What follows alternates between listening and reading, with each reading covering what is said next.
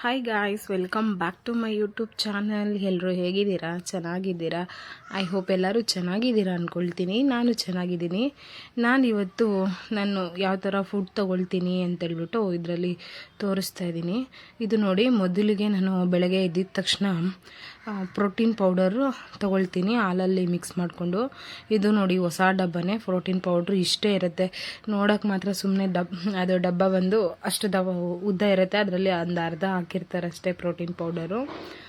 ನಾನು ಇದನ್ನು ತಗೊಳ್ತೀನಿ ಬೆಳಗ್ಗೆನೆ ಖಾಲಿ ಹೊಟ್ಟೆಯಲ್ಲಿ ಹಾಲು ಜೊತೆ ಮಿಕ್ಸ್ ಮಾಡಿಕೊಂಡು ಕುಡಿತೀನಿ. ಇದರಿಂದ ತುಂಬಾ ಬೆನಿಫಿಟ್ಸ್ ಇದೆ. ಮಗುಗೆ ಗ್ರೋತ್ ಚೆನ್ನಾಗಾಗುತ್ತೆ. ಮತ್ತು ಅದಾದಮೇಲೆ ಟಿಫನ್ ಟೈಮ್ಗೆ ಏನು ಟಿಫನ್ ಮಾಡಿರ್ತೀನೋ ಅದನ್ನು ತೊಗೊಳ್ತೀನಿ. ಅಂದರೆ ಬರೀ ಇದನ್ನೇ ತೊಗೊಳ್ತೀನಿ ಡೈಲಿ ಅಂತಲ್ಲ, ಏನೇನು ಟಿಫನ್ ಮಾಡಿರ್ತೀರೋ ಅದನ್ನು. ಮತ್ತು ಮಧ್ಯಾಹ್ನಕ್ಕೆ ಚಪಾತಿ ಮತ್ತು ಪಲ್ಯ. ಇದು ಪಲ್ಯ ಬಂದ್ಬಿಟ್ಟು ಏನದು ನುಗ್ಗೆಕಾಯಿ ಪಲ್ಯ, ಅದನ್ನು ಮಾಡ್ಕೊಂಡು ತಿಂತಾಯಿದ್ದೀನಿ. ಮತ್ತು ಸಂಜೆ ಸ್ನ್ಯಾಕ್ಸ್ ಒಂದು 4 ಗಂಟೆ 5 ಗಂಟೆ ಟೈಮ್ಗೆ ಏನಾದರೂ ತಿನ್ನಬೇಕು ಅನ್ಸುತ್ತಲ್ಲ, ಆವಾಗ ಊಟ ಮಾಡೋಕ್ಕಾಗಲ್ಲ, ಈ ಥರ ಏನಾದರೂ ತಗೊಳ್ತೀನಿ ಸ್ನ್ಯಾಕ್ಸ್ ಥರ. ಅಂದರೆ ಗೆಣಸು, ಇಲ್ಲಾಂದರೆ ಜೋಳ, ಸ್ವೀಟ್ ಕಾರ್ನ್ ಬರುತ್ತಲ್ಲ ಆ ಥರ, ಇಲ್ಲಾಂದರೆ ಏನಾದರೂ ಸ್ನ್ಯಾಕ್ಸು ಒಂದು ಸ್ವಲ್ಪ ಹೊಟ್ಟೆ ತುಂಬೋ ಥರ ಏನಾದರೂ ತಿಂತೀನಿ. ಊಟ ಮಾಡಿದ್ರೆ ಮತ್ತೆ ರಾತ್ರಿ ಊಟ ಮಾಡೋಕ್ಕಾಗಲ್ಲ, ಅದರಿಂದ ಸಂಜೆ ಟೈಮಲ್ಲಿ ಆ ಥರ ಏನಾದರೂ ಸ್ನ್ಯಾಕ್ಸ್ ತೊಗೊಂಡು ತಿಂತೀನಿ. ಚೆನ್ನಾಗಿರುತ್ತೆ. ಸ್ವೀಟ್ ಇದು ಪೊಟ್ಯಾಟೊ ಅನ್ನೋದ್ರಿಂದ ತುಂಬಾ ಹೆಲ್ತ್ ಬೆನಿಫಿಟ್ಸ್ ತುಂಬಾ ಇದೆ. ಮತ್ತು ರಾತ್ರಿಗೆ ನೈಟು ಒಂದೊಂದ್ಸತಿ ಮುದ್ದೆ ಮಾಡ್ಕೊಳ್ತೀವಿ. ಮುದ್ದೆ ಇಲ್ಲ ಅಂತಂದರೆ ಅನ್ನ ಸಾಂಬಾರು ಆ ಥರ ಏನಾದರೂ ತೊಗೊಳ್ತೀನಿ. ಇದು ಬಂದು ನೆಕ್ಸ್ಟ್ ಡೇ ನಾನು ನನ್ನ ಹಸ್ಬೆಂಡು ಹೊರಗಡೆ ಹೋಗಿದ್ವಿ, ಆವಾಗ ಕಾಫಿ ಕುಡಿತಾ ಇದ್ವಿ. ಹಂಗೆ ಒಂದು ಕ್ಲಿಪ್ಪಿಂಗ್ಸ್ ತೊಗೊಂಡಿದ್ದೆ. ಮತ್ತು ಪಾನಿಪುರಿ ತಿನ್ನಬೇಕು ಅನಿಸ್ತಿತ್ತು, ತುಂಬ ದಿನ ಆಗಿತ್ತು ಪಾನಿಪುರಿ ತಿಂದು. ಅದಕ್ಕೆ ಪಾನಿಪುರಿ ತಿನ್ನೋಣ ಅಂತ ಹೋಗಿದ್ವಿ ಇಬ್ರು. ಗೋಲ್ಗಪ್ಪ ತಿಂದ್ವಿ, ಚೆನ್ನಾಗಿತ್ತು ಟೇಸ್ಟು. ಇದು ಒಂದು ಸಿಂಗ್ನಾಕ್ನಹಳ್ಳಿಯಲ್ಲೇ ಒಂದು ಹತ್ರ ಚೆನ್ನಾಗಿರುತ್ತೆ, ಅಲ್ಲಿ ಒಂಥರ ಟೇಸ್ಟ್ ಬೇರೆ ಕಡೆ ಎಲ್ಲೂ ಆ ಟೇಸ್ಟ್ ಸಿಗಲ್ಲ, ಅಲ್ಲಿ ಒಂದು ಹತ್ರ ಮಾತ್ರನೇ ಸ್ವಲ್ಪ ಚೆನ್ನಾಗಿರುತ್ತೆ. ಅದರಿಂದ ನಾವು ಹೋದಾಗ ಅಲ್ಲಿ ತಗೊಂಡು ತಿಂತೀವಿ. ಮತ್ತು ನೆಕ್ಸ್ಟು ಅಂಗನವಾಡಿಯಲ್ಲಿ ಪೋಷಣ್ ಅಭಿಯಾನ ಯೋಜನೆ ಅಂತ ಮಾಡಿದರು. ಇದು ಬಂದು ವರ್ಷಕ್ಕೊಂದ್ಸತಿ ಮಾಡ್ತಾರಂತೆ ಅಂಗನವಾಡಿಯಲ್ಲಿ. ಆದರೆ ನಾನು ಫಸ್ಟ್ ಟೈಮ್ ಹೋಗಿದ್ದು, ಯಾಕಂದರೆ ನನಗೆ ಪ್ರೆಗ್ನೆನ್ಸಿಯಲ್ಲಿ ಮತ್ತು ಬಾಣಂತಿರಿಗೆ ಅಂತ ಮಾಡೋದಂತೆ ಇದನ್ನು. ಅಲ್ಲಿ ತುಂಬಾ ಇನ್ಫಾರ್ಮೇಷನ್ ಕೊಟ್ಟರು ನಮಗೆ, ಪ್ರೆಗ್ನೆಂಟ್ಗಳಿಗೆ ಮತ್ತು ಬಾಣಂತಿಯರಿಗೆ, ಮಕ್ಕಳಿಗೆ ಎಲ್ಲನೂ. ಮತ್ತು ಅಲ್ಲಿ ಸಿಸ್ಟ್ರು ಬಂದಿದ್ದರು, ಅವರು blood test, BP test, health checkup ಎಲ್ಲ ಮಾಡ್ತಿದ್ರು. ಅಲ್ಲೇ ಹಿಮೋಗ್ಲೋಬಿನು ಎಷ್ಟಿದೆ ನಮಗೆ ಅಂತೇಳ್ಬಿಟ್ಟು ಅಲ್ಲೇ ಬ್ಲಡ್ ಟೆಸ್ಟ್, ಅಲ್ಲೇ ಶುಗರ್ ಟೆಸ್ಟ್ ಅಂತೆ ಎಲ್ಲ ಥರ ಟೆಸ್ಟುಗಳೂ ಮಾಡ್ತಾಯಿದ್ರು. ಬಂದು ನೋಡಿ, ಈ ಥರ ಯಾರಾದರೂ ಮಾಡಿಸ್ಕೋಬೋದು, ಬರೀ ಪ್ರೆಗ್ನೆಂಟು ಅವ್ರು ಮಾತ್ರನೇ ಅಂತಲ್ಲ, ಈ ವಯಸ್ಸಾಗಿರೋರೇ ಆಗಲಿ ನಾರ್ಮಲ್ ವ್ಯಕ್ತಿಗಳೇ ಆಗಲಿ ಯಾರಾದರೂ ಬಂದು ಇದು ಟೆಸ್ಟ್ ಮಾಡಿಸ್ಕೋಬೋದು ಅಂತ ಹೇಳಿದರು. ಅಂದರೆ ಇವಾಗ ಯಾರಿಗಾದರೂ ನಮಗೆ BP ಇದೆಯಾ, ಶುಗರ್ ಇದೆಯಾ ಅಂತ ತಿಳ್ಕೊಬೇಕು, ಮತ್ತು ಬ್ಲಡ್ ಎಷ್ಟಿದೆ ಅಂತ ತಿಳ್ಕೊಬೇಕು ಅಂತ ಇರುತ್ತಲ್ವ, ಅಂಥವರೆಲ್ಲ ಬಂದು ಇದನ್ನು ಇಲ್ಲಿ ಮಾಡಿಸ್ಕೋಬೋದಾಗಿತ್ತು. ಫ್ರೀಯಾಗೆ ಎಲ್ಲ ಚೆಕ್ ಮಾಡ್ತಾಯಿದ್ರು. ನನಗೂ ಚೆಕ್ ಮಾಡಿದ್ರು ನೀಟಾಗಿ. ನನಗೆ ಫಸ್ಟು ಬ್ಲಡ್ ಇರಲಿಲ್ಲ, ಅದಕ್ಕೆ ಏನು ಮಾಡಿದರು, ನನಗೆ ಟ್ಯಾಬ್ಲೆಟ್ಸು ಡಬಲ್ ಡೋಸ್ ತಗೊಳಕ್ಕೆ ಹೇಳಿದರು. ಯಾವಾಗಲೂ ಡಬಲ್ ಡೋಸ್ ತೊಗೊಳ್ತಾ ಇದ್ದೆ, ಬೆಳಗ್ಗೆ ಸಂಜೆ 2 ಟೈಮು ತೊಗೊಳ್ತಾ ಇದ್ದೆ. ಇವಾಗ ಚೆನ್ನಾಗಿ ಇಂಪ್ರೂವ್ ಆಗಿದೆ ಅಂತೆ. ಏನಿಲ್ಲ, ಫಸ್ಟು ನನಗೆ ಇದ್ದಿದ್ದು ಬರೀ 8 ಪಾಯಿಂಟ್ ಏನೋ ಇತ್ತು, ಇವಾಗ 13 ಪಾಯಿಂಟ್ ಆಗೋಗಿದೆ. ಅದಕ್ಕೆ ಪರವಾಗಿಲ್ಲ, ಬ್ಲಡ್ಡು ಚೆನ್ನಾಗಿ ಇಂಪ್ರೂವ್ ಆಗಿದೆ. ಇನ್ಮೇಲಿಂದ ನೀವೇನು ಟ್ಯಾಬ್ಲೆಟ್ಸ್ನ ಒಂದೊಂದೇ ತೊಗೊಳ್ಳಿ, ಡಬಲ್ ಡೋಸ್ ಏನು ಬೇಡ, ಸಿಂಗಲ್ ತೊಗೊಳ್ಳಿ ಅಂತ ಹೇಳಿದರು. ಮತ್ತು ಅದಕ್ಕೂ ಮುಂಚೆ ನನಗೆ ಅವರು ಟೆಸ್ಟ್ ಮಾಡಿದ್ರಲ್ವ, ಆ ಟೈಮಲ್ಲಿ ನನಗೆ ಸ್ವಲ್ಪ BP ಜಾಸ್ತಿ ಇದೆ ಅಂತ ತೋರಿಸಿತ್ತು. ಅದಕ್ಕೆ ಅವರು ನನಗೆ ಬೇರೆ ಕಡೆ ಸಜೆಸ್ಟ್ ಮಾಡಿದರು, ಹೋಗಿ ನೀವು BP ಟೆಸ್ಟ್ ಮಾಡಿಸ್ಕೊಂಡು ಬಂದು ನನಗೆ ತೋರಿಸಿ ಅಂತ ಹೇಳಿದರು. ಅದಕ್ಕೆ ನಾನು ಅದನ್ನು ಅವ್ರ ಹತ್ರ ಶೇರ್ ಮಾಡಿಕೊಂಡೆ. ಆವಾಗ ಅದನ್ನು ಚೆಕ್ ಮಾಡಿಸ್ಕೊಂಡು ಬಂದಿದ್ನಲ್ವ, ಆ ರಿಪೋರ್ಟ್ ಎಲ್ಲ ತೋರಿಸ್ದೆ ಅವ್ರಿಗೆ. ನಾರ್ಮಲ್ ಇತ್ತು. ಆದರೆ ಆವತ್ತು ಮಾತ್ರ ನಾನು ಅವತ್ತು ಹೋದಾಗ ನಾನು ಒಂದು ಸ್ವಲ್ಪ ಏನೋ ಸಿಟ್ಟಲ್ಲಿ ಹೋಗಿದ್ದೆ ನಾನು. ಅದಕ್ಕೆ ಏನಾದರೂ BP ಜಾಸ್ತಿ ಆಗಿಬಿಟ್ಟಿತ್ತೇನೋ ಗೊತ್ತಿಲ್ಲ, ನನಗೆ ಶಾಕ್ ಆಗೋಯ್ತು. ಏನು ಇಷ್ಟೊಂದು BP, ಅವರು ನೋಡಿಬಿಟ್ಟು ಏನಿದು ಇಷ್ಟೊಂದು BP ಆಗಿಬಿಟ್ಟಿದೆ, ಇಷ್ಟೆಲ್ಲ ಇರಬಾರ್ದು ಇವಾಗ ಡೆಲಿವರಿ ಟೈಮಲ್ಲಿ ಅಂತ ಅಂದಿದ್ರು. ಅದಕ್ಕೆ ಬೇರೆ ಕಡೆ ಸಜೆಸ್ಟ್ ಮಾಡಿದರು, ಒಂದ್ಸತಿ ನೀವು ಬೇರೆ ಕಡೆ ಚೆಕ್ ಮಾಡಿಸ್ಕೊಂಡು ಬನ್ನಿ ಅಂತ ಹಾಸ್ಪಿಟಲಲ್ಲಿ ಬರ್ಕೊಟ್ಟಿದ್ರು. ಆಮೇಲೆ ಅಲ್ಲಿ ಹೋಗಿ ಚೆಕ್ ಮಾಡಿಸಿದ್ಮೇಲೆ ಅಲ್ಲಿ ನಾರ್ಮಲಾಗೇ ಇತ್ತು, ಏನೂ ಪ್ರಾಬ್ಲಮ್ ಇಲ್ಲ ಅಂತ ಬಂತು. ಆಮೇಲೆ ನೋಡಿಬಿಟ್ಟು ಸರಿ, ಏನೂ ಪ್ರಾಬ್ಲಮ್ ಇಲ್ಲ, ಎಲ್ಲನೂ ಹೆಲ್ತ್ ಚೆನ್ನಾಗಿದೆ ಅಂತೇಳ್ಬಿಟ್ಟು. ಮತ್ತು ಅವರು ಏನು ಟೆಸ್ಟ್ ಮಾಡಿದ್ರಲ್ಲ, ಬ್ಲಡ್ ಎಷ್ಟಿದೆ, ಏನು ವೆಯ್ಟ್ ಎಷ್ಟಿದೆ ಅಂತ ಪ್ರತಿಯೊಂದೂ ನನಗೆ ತಾಯಿ ಕಾರ್ಡ್ ಕೊಟ್ಟಿದ್ದಾರಲ್ವ ಅದರಲ್ಲಿ ಮೆನ್ಷನ್ ಮಾಡಿ ಕೊಟ್ಟಿದ್ದರು. ಇದು ನೋಡಿ, ಅಂಗನವಾಡಿಯಲ್ಲಿ ಮಾಡಿರೋದು. ಚೆನ್ನಾಗಿ ಎಲ್ಲನೂ ಕೇರ್ ಮಾಡ್ತಾರೆ. ಅಂಗನವಾಡಿಯಲ್ಲಿ ನಮ್ಮೂರಲ್ಲಿ ತುಂಬಾ ಫೆಸಿಲಿಟಿ ಇದೆ. ಮತ್ತು ಇದು ಪಿತೃಪಕ್ಷದ ಪೂಜೆ ನಮ್ಮ ಆಂಟಿ ಮನೇಲಿ ಮಾಡಿದ್ರು, ಅಲ್ಲಿಗೆ ಹೋಗಿದ್ವಿ. ಅಲ್ಲಿ ಹೋಗಿ ಸಾಂಬ್ರಾಣಿ ಹಾಕ್ಕೊಂಡ್ವಿ. ಅವರು ಹೆಂಗೆ ಮಾಡಿದ್ರು ಅಂತೇಳ್ಬಿಟ್ಟು ನೋಡಿ. ನೆಕ್ಸ್ಟು ನಾವೂ ಮಾಡಿದ್ವಿ. ಅಂದರೆ ಇವರು ಒಂದಿನ ನಮಗಿನ ಒಂದಿನ ಮುಂಚೆ 2 ದಿನ ಮುಂಚೆ ಮಾಡಿದರು. ಮತ್ತು ನೆಕ್ಸ್ಟು ನಾನು ನಮ್ಮ ಅತ್ತೆ ಇಬ್ಬರೂ ಪಿತೃಪಕ್ಷ ಮಾಡೋಕ್ಕೆ ಸ್ವಲ್ಪ ಐಟಮ್ಸ್ ಎಲ್ಲ ಬೇಕಾಗಿತ್ತು, ತರಕಾರಿ ಮತ್ತು ಮನೆಗೆಲ್ಲ ಸಾಮಾನು ತೊಗೊಬರೋಣ ಅಂತ ನಾನು ನಮ್ಮ ಅತ್ತೆ ಇಬ್ಬರು ಹೋಗಿದ್ವಿ. ಹೋಗ್ಬಿಟ್ಟು ನಮ್ಗೆ ಏನೇನು ಬೇಕೋ ಎಲ್ಲ ತೊಗೊಂಡು ಶಾಪಿಂಗ್ ಮಾಡಿಕೊಂಡು ಬಂದ್ವಿ. ಪಕ್ಷಕ್ಕೆ ನಾಳೆಗೆ ಎಲ್ಲ ರೆಡಿ ಮಾಡ್ಕೋಬೇಕಲ್ವ, ಅದರಿಂದ ನಾವು ಸಡನ್ನಾಗಿ ಪ್ಲ್ಯಾನ್ ಮಾಡಿದ್ದು. ಅಮಾವಾಸ್ಯೆ ದಿನ ಮಾಡೋಣ ಅಂದರೆ ಯಾರೋ ಗ್ರಹಣ ಇದೆ ಅವತ್ತು ಮಾಡಬಾರ್ದು ಅಂತ ಹೇಳಿದ್ರಂತೆ. ಅದಕ್ಕೇ ಸಡನ್ನಾಗಿ ಪ್ಲ್ಯಾನ್ ಮಾಡ್ಕೊಂಡ್ವಿ.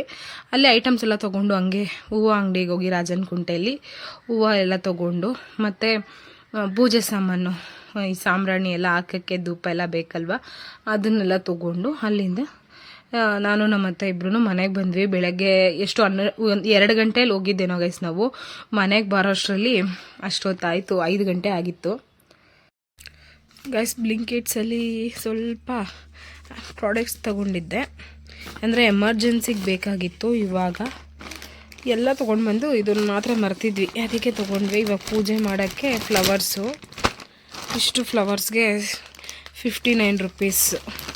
ಹೊರಗಡೆ ಹೋದರೆ 1/4 ಕೆ ಜಿನೇ ಸಿಕ್ಬಿಡುತ್ತೆ.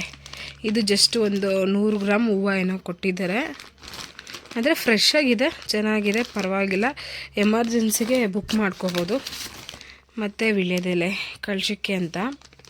ಎಲೆ ಮಾತ್ರ ಹೆಸರಿಡಷ್ಟೇ ಇರಲ್ಲ, ಸಖತ್ತಾಗಿರುತ್ತೆ ಗೈಸ್. ದೊಡ್ಡದಾಗೂ ಇರುತ್ತೆ ಎಲೆ, ಮತ್ತು ಫ್ರೆಶ್ ಆಗಿರುತ್ತೆ. ಏನು ಒಂಚೂರು ಎಲ್ಲೂ ಒಂದು ಪ್ರಾಬ್ಲಮ್ ಇರಲ್ಲ. ಎಲೆ ಕಳ್ಸಕ್ಕೆ ಇಡೋಕ್ಕಲ್ವ, ನೀಟಾಗಿರುತ್ತೆ ಫ್ರೆಶ್ ಆಗಿ. ನಾನು ತರಿಸಿದ್ದೀನಿ ತುಂಬ ಸತಿ. 5 ಎಲೆಗೆ 25 ರುಪೀಸ್. 1 ಎಲೆ ಬಂದು 5 ರೂಪಾಯಿಗೆ ಬೀಳುತ್ತೆ. 5 ಎಲೆ ಕೊಡ್ತಾರೆ, 25 ರುಪೀಸ್ ಆಗುತ್ತೆ ಎಲೆ ಬ್ಲಿಂಕಿಟಲ್ಲಿ. ಮತ್ತು ಬಾಳೆಹಣ್ಣು ಪೂಜೆಗೆ. ಕುರ್ಕುರೆ ಏನು ಗೊತ್ತಾ, 200ಗೆ ತೊಗೊಂಡ್ರೆ ಫ್ರೀ ಇತ್ತು ಡೆಲಿವರಿ, ಇಲ್ಲಾಂದರೆ ಎಕ್ಸ್ಟ್ರಾ ಚಾರ್ಜ್ ಇದೆ. ಅದಕ್ಕೆ ಏನು ಮಾಡಿದೆ, ನಂಗೆ ಏನೇನು ಬೇಕು ಅಂತ ಕುರ್ಕುರೆ ಎಲ್ಲ ಇರಲಿ ಅಂತ ತೊಗೊಂಡಿದ್ದೀನಿ. ನನ್ನ ಮಗಳು ಜಾಸ್ತಿ ತಿಂತಾಳೆ ಅದು, ಅದಕ್ಕೆ. ಮತ್ತು ಇದು ಒಂದು ಮಸಾಲೆ ಬೇಕಾಗಿತ್ತು, ಚೋಲೆ ಮಸಾಲೆ, ಇದು ಒಂದು ತೊಗೊಂಡೆ. ಮತ್ತು ಬನಾನ, 4 ಬನಾನ. ಇದಕ್ಕೆ ಎಷ್ಟೋ ಗೊತ್ತಿಲ್ಲ. ಟೋಟಲ್ಲು ಹೂವು, ಬಾಳೆಹಣ್ಣು ಮತ್ತು ಎಲೆ, ಈ ಮಸಾಲೆ, ಕುರ್ಕುರೆಗೆ ಎಲ್ಲ ಸೇರಿ 235 ಏನೋ ಆಯಿತು. ಏನಂದರೆ 200 ರುಪೀಸಿಗೆ ತೊಗೊಂಡ್ರೆ ಫ್ರೀ ಇದೆ, ಅದರಿಂದ ಇಷ್ಟೂ ಬುಕ್ ಮಾಡಿ ತೊಗೊಂಡಿದ್ದೀನಿ. ಏನಂದರೆ 10 ಮಿನಿಟ್ಸಲ್ಲಿ ಎಷ್ಟು ಬೇಗ ಬರುತ್ತೆ ಅಂದರೆ, ಎಮರ್ಜೆನ್ಸಿ ಇದ್ದಾಗ ತುಂಬ ಹೆಲ್ಪ್ಫುಲ್ಲು ಬ್ಲಿಂಕಿಟ್ ಹೇಳ್ಬೇಕಂದ್ರೆ. ಸತಿ ಅದರಲ್ಲಿ ನಾನು ತರಿಸ್ಕೊಂಡಿದ್ದೀನಿ. ಮತ್ತು ಪ್ರಾಡಕ್ಟ್ ಎಲ್ಲ ಫ್ರೆಶ್ ಆಗಿರುತ್ತೆ, ಅದು ಒಂದು ಇದರಲ್ಲಿ. ನಾವು ಅಲ್ಲೇ ಹೋಗಿ ಹುಡುಕಿ ಫ್ರೆಶ್ ಆಗಿರೋ ತೊಗೊಳೋದಕ್ಕೆ ಹುಡುಕಬೇಕು. ಇಲ್ಲಿ ಎಲ್ಲ ಫ್ರೆಶ್ ಆಗಿರೋದು ಅವರೇ ತಂದು ಕೊಡ್ತಾರೆ. ಆದರೆ ಹೂವು ಮಾತ್ರ ನನಗೆ ಸ್ವಲ್ಪ ಲಾಸ್ ಅಂತ ಅನ್ನಿಸ್ತು. ಏನಂದರೆ 60 ರುಪೀಸು, 1 ರೂಪಾಯಿ ಕಮ್ಮಿ. 1/4 ಕೆ ಜಿ ಹೂವನೇ ಬರ್ತಿತ್ತು 50 ರುಪೀಸ್ಗೆ, ಬರೀ 100 ಗ್ರಾಮ್ ಕೊಟ್ಟಿದ್ದಾರೆ. ಒಂದು ಸತಿಗೂ ಆಗಲ್ಲ, ಸಾಲುತ್ತೋ ಇಲ್ವೋ ಗೊತ್ತಿಲ್ಲ. ಗೈಸ್, ಪೂಜೆ ಮುಗ್ದಿದೆ. ಸಿಂಪಲ್ಲಾಗಿ ಪೂಜೆ ಮಾಡ್ಕೊಂಡಿದ್ದೀನಿ. ಇವತ್ತು ನಮ್ಮನೇಲಿ ಪಿತೃಪಕ್ಷ ಮಾಡ್ತಾಯಿದ್ದೀವಿ, ಅದಕ್ಕೆ ಬೆಳಗ್ಗೆನೇ ಪೂಜೆ ಮುಗಿಸ್ಬಿಟ್ಟೆ. ಮತ್ತು ಇವಾಗ ನಾನ್ ವೆಜ್ ಎಲ್ಲ ಮಾಡ್ತೀವಲ್ವ, ಅದಕ್ಕೆ ಪೂಜೆ ಮಾಡೋಕ್ಕಾಗಲ್ಲ. ಎಲ್ಲ ರೆಡಿ ಮಾಡ್ಕೊಂಡಿದ್ದೀನಿ. ಕರೆಂಟ್ ಇರಲಿಲ್ಲ, ಇವಾಗ ಕರೆಂಟ್ ಬಂತು, ರುಬ್ಕೊಂಡಿದ್ದೀನಿ. ಏನೇನು ಅಡುಗೆ ಮಾಡ್ತೀನಿ ಇವತ್ತು. ನಮ್ಮ ಮನೇಲಿ ಪಿತೃಪಕ್ಷ ಮಾಡ್ತಾಯಿದ್ದೀವಿ.